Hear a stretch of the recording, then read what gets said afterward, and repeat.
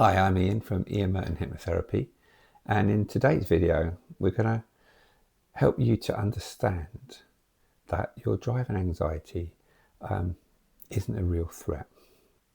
It feels like a real threat, but it's just based purely on your imagination.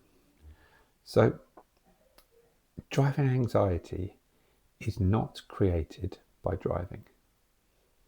It can't be.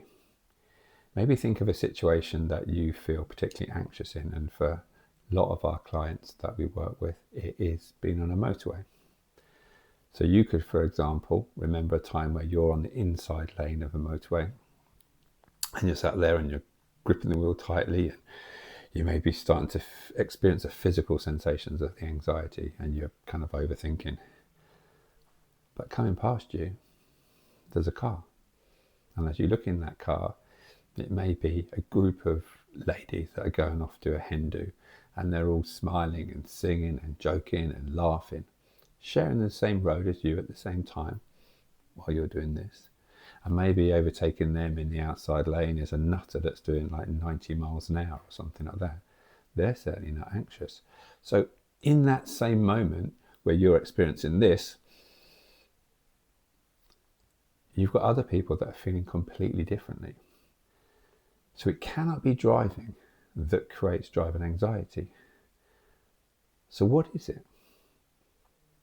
Well, drive and anxiety is created by your imagination, and it's created by thoughts. And thoughts are made up of two components. You have an internal picture and you have an internal soundtrack. And those two things together create a physical sensation. Now, the thing is that that physical sensation feels real, but it's not created by a real threat to your life. Okay? And in fact, it's never the events in our life that we're scared of. What we're scared of is what we think. I'll give you an example.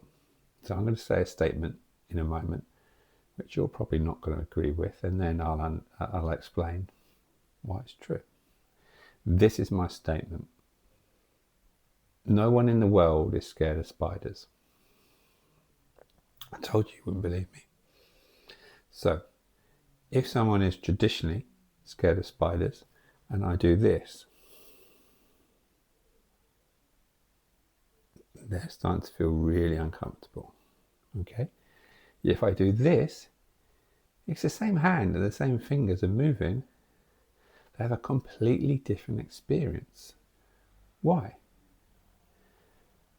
Because when I do this, they create an internal picture, maybe of a tarantula, or the last time that they felt scared around a spider. They create an internal dialogue. Oh my goodness, that thing is huge. Right?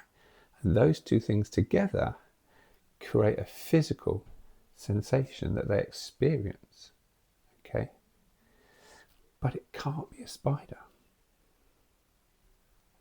It was just my hand, right? And many people that would say we're scared of spiders, they've probably walked into a kitchen, maybe seen the top of a tomato, a bit of fluff on the carpet, and gone, ah! They've reacted to a piece of fluff. They've reacted to maybe to the top of a tomato or something like that. And they're not scared of that. Okay, so the saying goes, we're never scared of what we think we're scared of. In other words, it's never the spider, it's never the driving, it's never the dentist, it's never the needle, it's never the heights. What we're scared of is what we think. In other words, we're scared of the imagery and the soundtrack that is created in our mind. So I'll give you an example.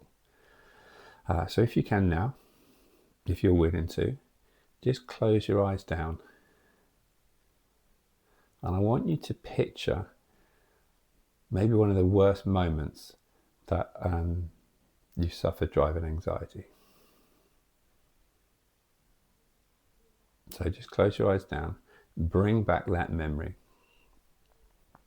Now I want you to make it as real as possible as you can in your mind. I want you to imagine that you're in that driving seat, so you can see yourself in it. You might just be able to see your hands on the steering wheel, because you're probably looking out through the windscreen. Make it colourful. Make it bright. Believe that you are in that situation now. And then think of the thoughts. What was that internal dialogue? What were you telling yourself?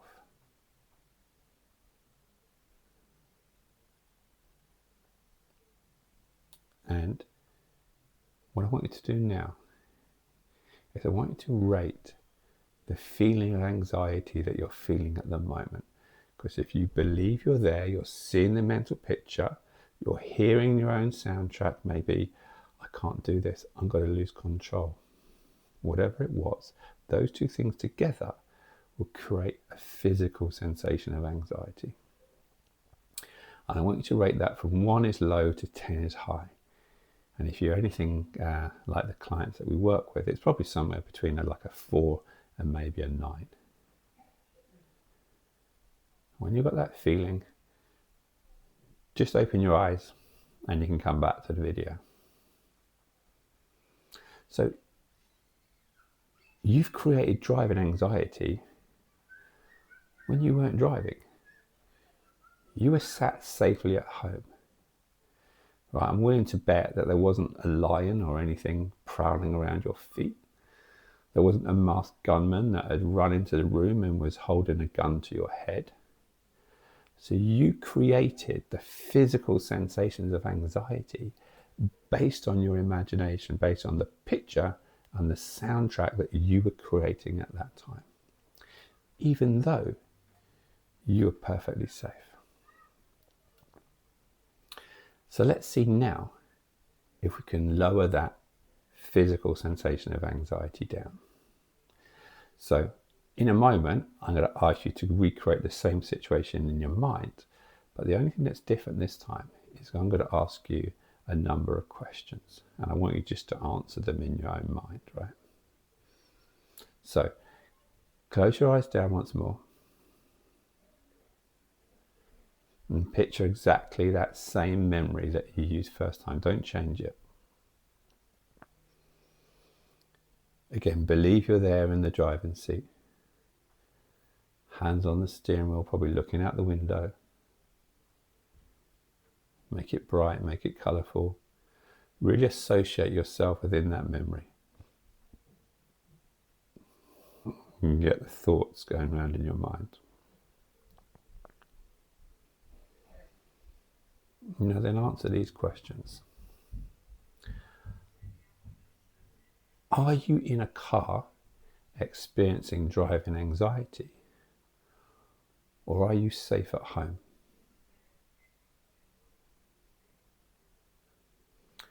Can that thought that you're experiencing now ever have the real you in it? Or will it always just be a picture of you?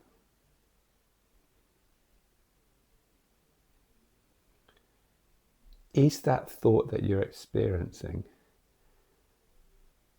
can it ever be your future? Or is it based on a past event?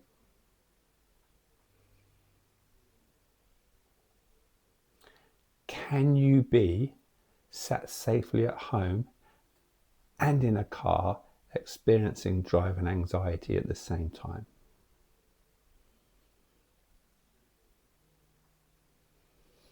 Is any picture that you see either in your mind or in real life, can any picture ever be a threat? Can any words ever be a threat, whether they're verbal or whether they're written down? Can those words themselves ever be a threat? And then lastly, can anything that you're experiencing now be a threat to the real you, to the person that sat with their eyes closed? And now what I'd like you to do is to rate your anxiety now. And then you can open your eyes. And what you've probably discovered is that your anxiety's gone down, because the real you was never in danger. It was just an imagined event that you're not even in, right? You cannot be sat at home safely and in a car, right? You can't be in your garden experiencing a thought about driving anxiety and in your car. You can't be at work in the office and in your car. The real you can only be in one place at once. And the real you is always safe. You're creating anxiety based on the picture and the soundtrack that you're playing in your mind, not that your life is in danger. I'm going to attach a video onto the end of this, which will help you to lower down any physical sensations that you may experience, either when you're in the car or when you're at home, if you're even thinking about going out on a motorway, etc. But if you're interested in working one-to-one to overcome this driving anxiety, there'll be a link in the description below to book a consultation, or where you can visit my website, where you can have a look at all the reviews, all the case studies from the many people that we've helped to overcome their driving anxiety using our 90-day C.A.L.M.S method.